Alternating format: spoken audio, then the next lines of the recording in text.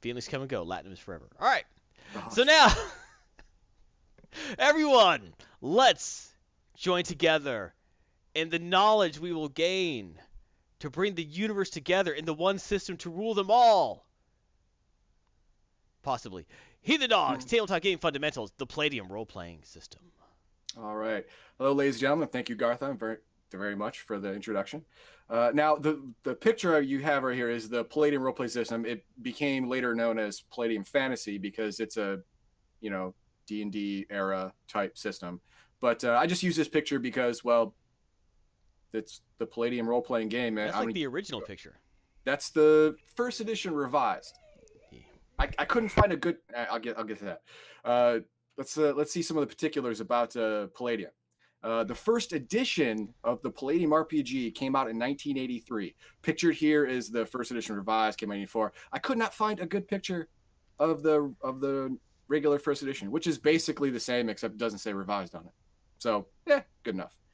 Publisher for all the books you're gonna hear about today is Palladium Books. The prices, if you want to get the core books on PDF, you can get them for between $15 and $20. All of the ancillary books, extra books, for extra source book stuff, you can get them for some of them as low as $4.99. If you want the physical copies, you can go to eBay for $25 to $50, ranging, or you can go to the Palladium website itself and you can get it for $24.99 to $41.99 and get it brand new. It's overall cheaper to get them directly from Palladium. Overall cheaper, but some of the ones that are $41.99 on the Palladium website, you can get for $25 on eBay. But brand new, used. It's all up to you. It's how you want to roll. That's it. All right. Let's go into all the flavors we got here. Now, ever since the Palladium Fantasy, originally called Palladium role-playing game, came out and it was a hit, they decided, well, let's diversify. Let's go all out. We got the high fantasy with Palladium, which now that is the top left is the current picture, Palladium Fantasy role-playing game, and we got present day stuff like Ninjas and Super Spies, where you can actually be Batman. No superpowers, nothing, just lots of skill and lots of money. You can do that. You can be a Batman. Or if you want to play superheroes, we have Heroes Unlimited, where you get superpowers and magic and psionics, but it's based in present day. Or if you want to be an anthropomorphic animal, you can get Teenage Mutant Ninja Turtles. You don't have to be just a turtle or a rat or a warthog or whatever. Yeah, that's when you're going to have to buy off eBay because they don't sell that anymore. They lost that license. Yeah, but excellent game though. They can, I believe they still sell it on their website.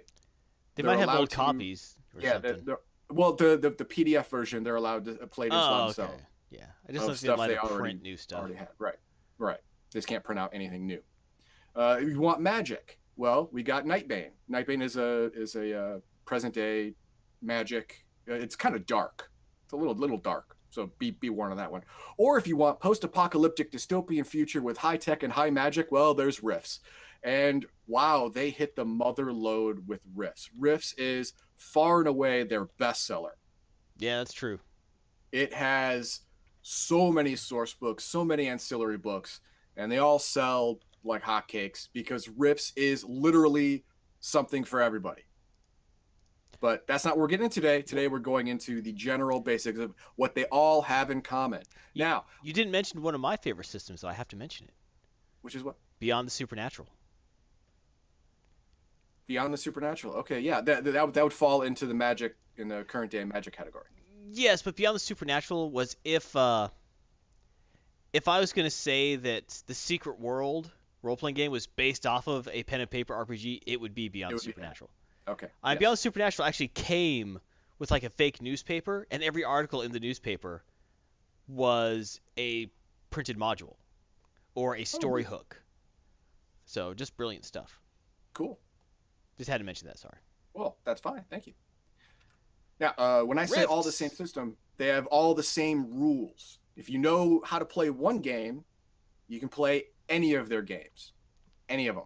Because they all basically have the same stuff. They have dedicated conversion books, especially with Rifts. Mostly of them are Rift-centric because Rifts is their most popular. So you can take any character from any of their games and port them to any other, especially Rifts, because they have a book dedicated for converting all of their systems to Rifts. But even if you don't have that book, like say you want to go from Robotech to ninjas and super spies, that can happen with just a small bit of tweaking, and you'll run exactly the same.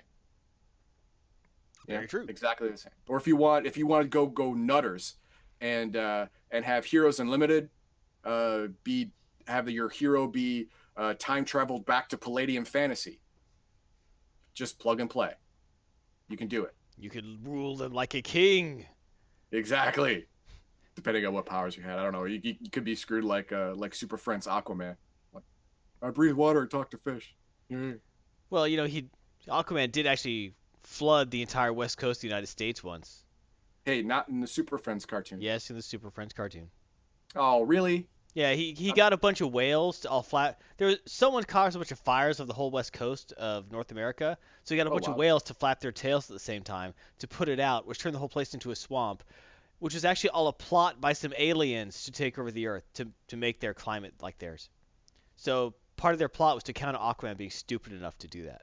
Okay, gotcha. So even when he was successful, he was still a chump. He was just chump. Exactly right.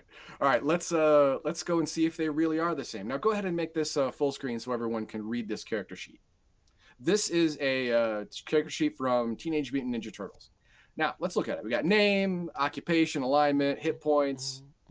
All of the stats are in the middle, and let's see. You got age, sex, and weight over there too. You have scholastic skills, which are primary skills, secondary skills. Below that's combat, weapon proficiencies. Okay. All right, now let's look at the next one. This one's for Heroes Unlimited. That looks remarkably similar. You got name, occupation, alignment, hit points.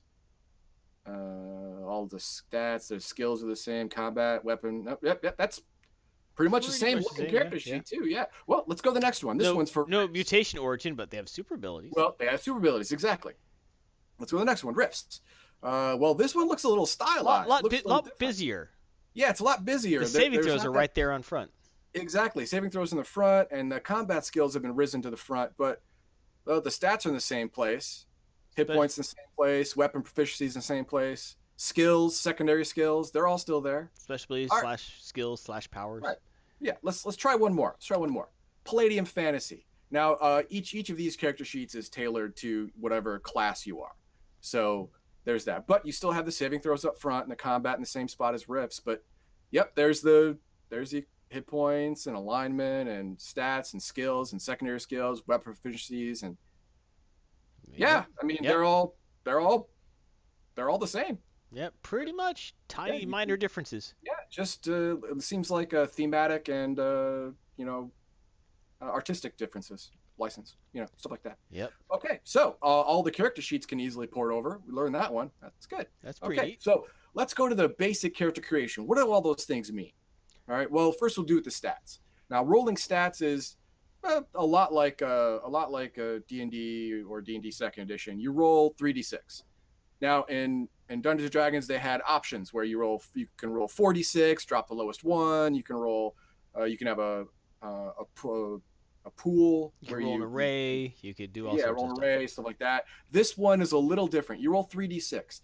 If you roll a 16, 17, or 18, you roll an extra d6 and add that together, and that's your stat. You roll from top to bottom. Yeah, you roll from top to bottom, and the stats go in that order. Boom, boom, boom, boom, boom. Now, most game masters allow you, if you have a character concept in mind, they allow you to assign stats where they would fit your character concept. But that's a house rule. That's not the rule it goes to. Now, if you look at the attribute bonus chart down here, whatever you roll, if it's a 16 or higher, you get bonuses because you are considered exceptional. Well, for IQ, you get a one-time bonus to all of your skills, from one-time bonus of 2% to a one-time bonus of 16% at the highest end. And E is mental endurance. Yep. This is how tough you are. Enduring mental torture, being able to grit your teeth and mentally go on. Willpower. Or if someone's making you watch the last Transformers movie over and over and over again, will you crack? Will you not? I don't know. Let's roll. Your ME is going to help you with that, with a save versus insanity. And then after that is your MA, which is your mental affinity. Allows you to trust or intimidate someone. This is your natural ability. Now, if you have a skill like seduction or bribery or whatever, that will trump your natural ability because that'll be your training. And then you have your physical strength, which increases hand-to-hand combat damage. Your physical prowess, which is your hand-eye coordination and general dexterity. This will help you parry and dodging and hitting. Yep. Things. Yeah. Then your physical endurance, PE. This higher, you get exceptional in this. You get saves versus coma, death. You save versus magic and poison. If there's magic in your campaign, there's poison in every campaign. And then your physical beauty. This is your basic charm and impress. Again, like I said, skills like seduction will trump this. Usually they'll be higher, unless you have like a physical beauty of 30. Then I wouldn't get a skill. I just use the 92% chance of succeeding. I just use that all day. Yeah, pretty much. Yeah. Now, what else we have? Oh yeah, occupational character classes. Wait, speed. You forgot speed. Oh, speed. Well, it's just your ability to run. I mean, your speed times 20 is a number of feet that you can move in a round. Right. It's just your natural ability. Yeah. But it's a stat. It's a stat. It has no bonus. That's just the way it is. It's always awesome when you're rolling stats in order and get a super high speed and you just go, yay. Yay, I'm a track star, baby. Yay. With a strength of 3. All right, but occupational character classes. Now, they're different for each game, but they're still interchangeable. You can still plug and play. I mean, for a no magic world like Robotech or Ninjas and Super Spies, let's say in Robotech you are a Veritech fighter pilot, and you get dumped into a low magic world of Heroes Unlimited. Well, do you have your Veritech with you? I hope so. If you do, you can still use it until the power source runs out, because until the protoculture runs out, then you're kind of host. Yeah, Heroes Unlimited doesn't have any protoculture, but Heroes Unlimited would, but like Palladium Fantasy wouldn't. Oh, Palladium Fantasy would definitely not. Yeah, there's no way. And if you're in a low magic world, that'd be an interesting quest. Sorry. Actually, there's some stuff about Rifts I want to talk. Anyway, if you're in Heroes Unlimited, and it's a low magic world where they have magic and they have psionics, stuff like that, but they're at a much lower level than, say, the high magic world, which is Rifts. You get dumped over in the Rifts Earth, and suddenly your little pew pew mental attack now can level a building. You're like, what? Because this is now a high magic world and everything is affected, including superpowers. Mm-hmm. That's why they made the Rifts conversion book, because Rifts is so much so overpowered compared to everything else. So overpowered. They made a book to help you convert special cases, because there are so many of them. Yeah, because you could take a Veritech from Robotech and you will not be hurting anything in Rifts without a conversion. Well, you'll be hurting some stuff. I mean, you still do the proper damage, but yeah, they got lots better stuff in Rifts than your Veritech. Well, no, the Veritech is a little faster. A guy with magnets in his head is better than your Veritech. Oh, stop it! It's not that bad. Anyway. Oh yeah, shall I get the books? Stop it. Skills. All right, now, it's a percentile system. If you didn't gather that from the IQ bonus, it's a percentile system from, I don't have the skill, which is 0, to 98%. Now, I got an asterisk on the 98 because there's at least one system, Heroes Unlimited, that has an occupational character class that can have a skill above 98%. Now, a 99 and a 100, if you roll that, is still a failure. But this padding, let's say he has 110% in this skill.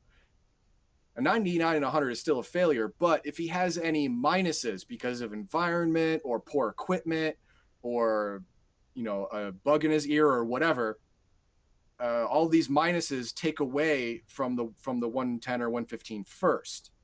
So let's say you are an expert beer pong player.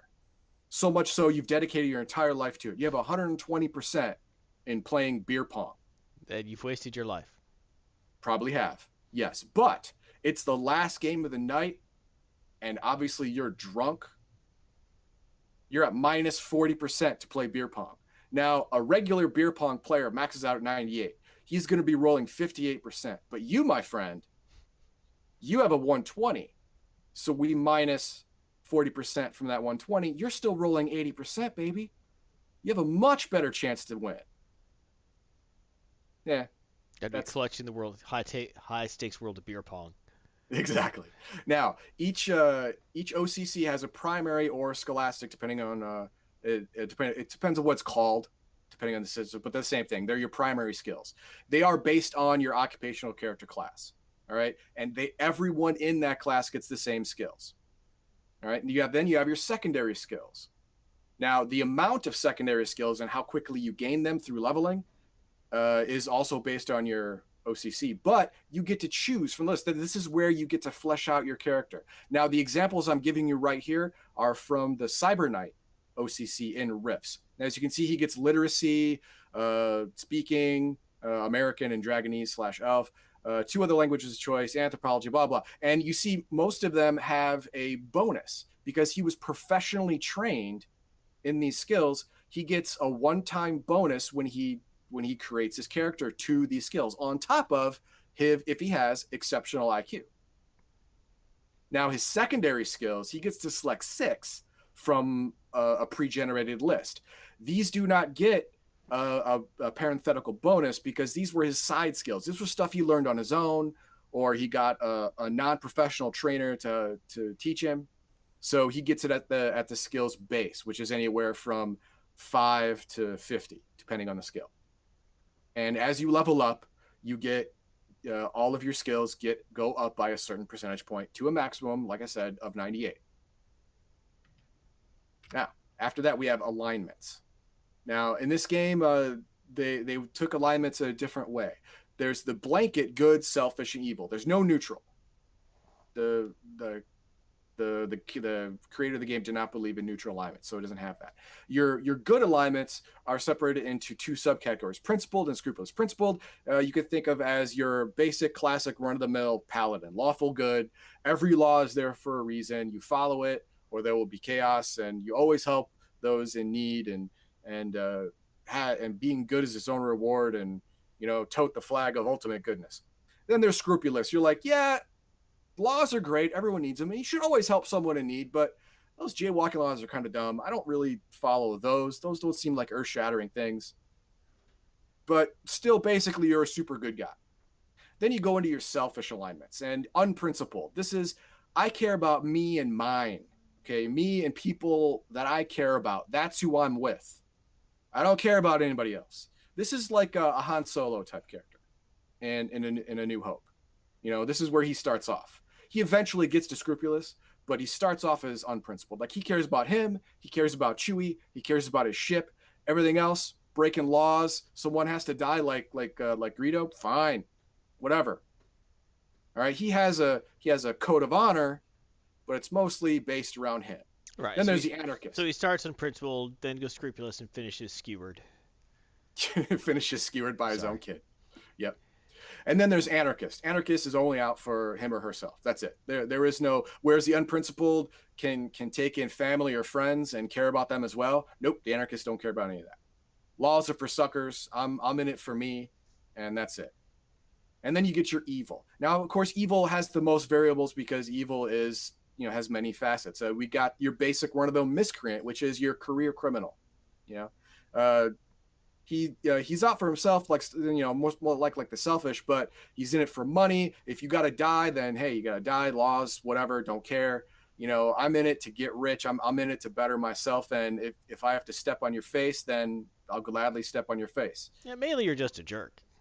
Mainly you're just a jerk. And then it goes to the other end of the scale, which is diabolic. Diabolic is your. What about aberrant? You missed aberrant.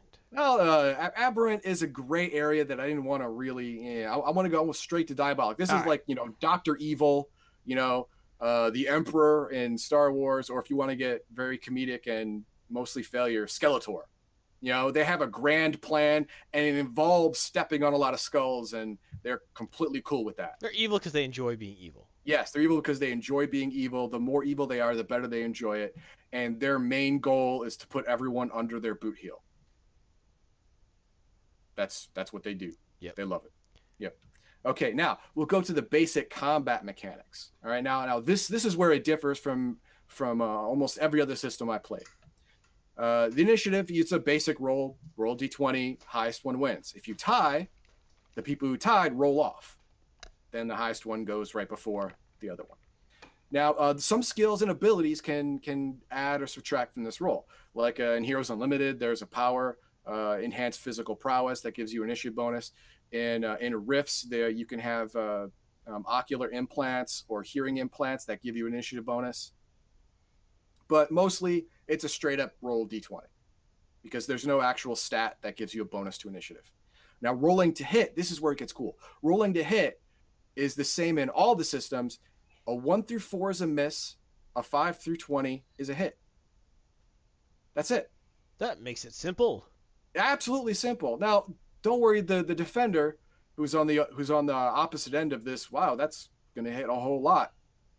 Scheme. He has a lot of options. He can dodge, he can parry, he can block. You can do. There's all kinds of stuff that you can do to mitigate or completely negate a person's attack on you. Or even if you hit, it doesn't mean you'll pierce their armor. Exactly. If you hit, it doesn't mean they won't dodge. If you hit, it doesn't mean you won't do enough damage to get through their armor. If you hit, it doesn't mean you hit well enough to bypass their armor completely. Stuff like that. All right.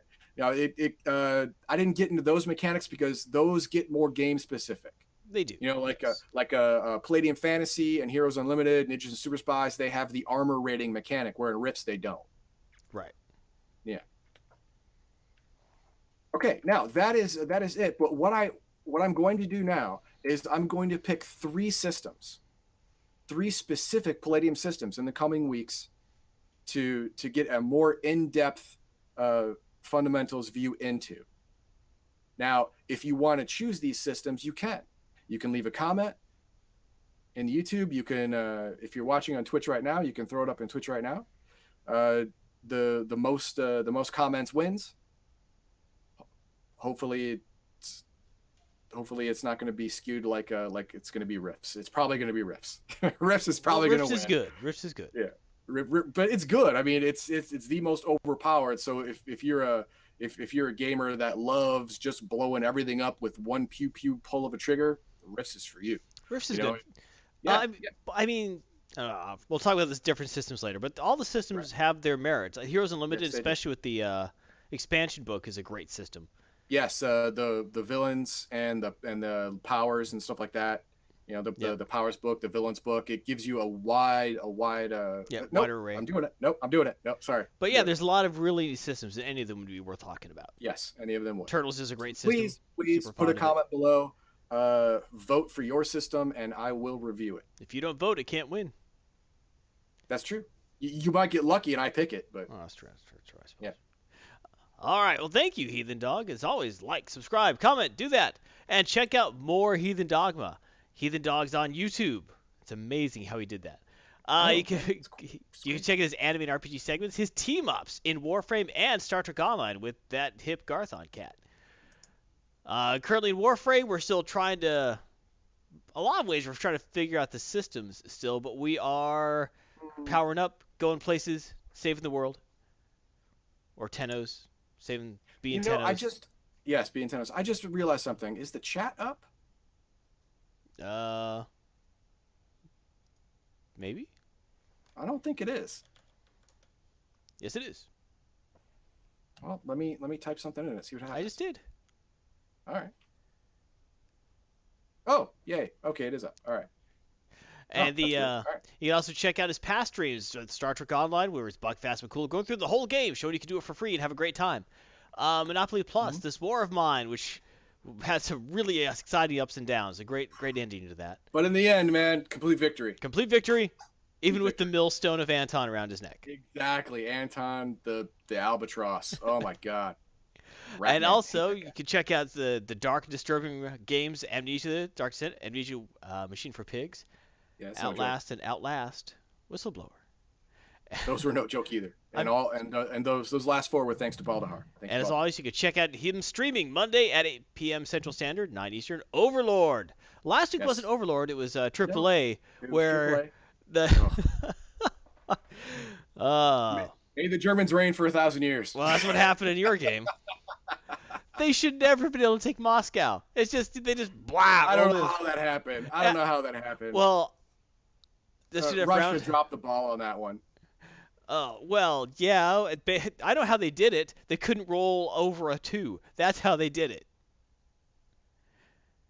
You know, they attacked at every roll. Wow, oh, look, I'm rolling 9 dice. Oh, look, 8 of them hit on 2s. 8 of them were 1s. They're like, oh. What? No, that's not. It's crazy. Duncan says just finished up Foundry Round tab. Basically outlined the next series for the security missions, Romulans, and Dominion. Ooh. Probably a Jagoro-style character, but a Jem'Hadar. A Jem'Hadar Jagoro. Okay, number 1, there are no Jem'Hadar females. Do not try and introduce a Jem'Hadar female. I will shut you down. There's not Jem'Hadar females? None. That's canon. That's DS9 canon. That is true. Stop it. Well, it could be a male Jagoro at every No, because they're also sexless. So a male Jagoro can't ruin other people's lives. He can by being friends with them. All of her friends live. It's people who get involved with her relationship wise. That's true. Get boned. I'm not judging. I'm not in a good way. I'm not a judgy McJudgerson like Heathen Dog. Well, I judge it all. But thank you, Heathen Dog, very much. You're welcome. Moving on, let's talk about comic books, baby.